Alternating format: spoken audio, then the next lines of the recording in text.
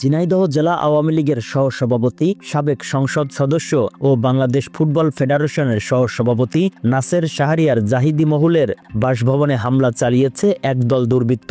শহরের post office মোড় এলাকায় অবস্থিত তার সুরক্ষিত বাসভবনে এই ঘটনা ঘটে। প্রত্যক্ষদর্শীরা জানান, মাগরিব নামাজের পরপরই হঠাৎ একদল দুর্বৃত্ত কৌশলে বাড়ির দারোয়ানকে পাশ কাটিয়ে ভিতরে প্রবেশ করে। মুহূর্তের মধ্যে তারা বাড়ির মূল গেট, জানালা, চেয়ার ভাঙচুর চালায়। কয়েক মিনিটের মধ্যে তারা দ্রুত ঘটনাস্থল ত্যাগ করে পালিয়ে যায়। খবর পেয়ে ঝিনাইদহ সদর থানা পুলিশ দ্রুত ঘটনাস্থলে পৌঁছে পরিদর্শন করে। তবে এই হামলার উদ্দেশ্য ও পেছনে কারা জড়িত তাৎক্ষণিকভাবে কিছুই জানাতে পারেনি পুলিশ। এ সময় আশপাশের এলাকাবাসীর মধ্যে চরম আতঙ্ক ছড়িয়ে পড়ে। এদিকে আকস্মিক এই হামলার ঘটনায় স্থানীয় সাধারণ মানুষ গভীর উদ্বেগ ও তীব্র নিন্দা জানিয়েছেন। তারা দ্রুত দোষীদের চিহ্নিত করে আইনের আওতায় আনার দাবি জানিয়েছেন।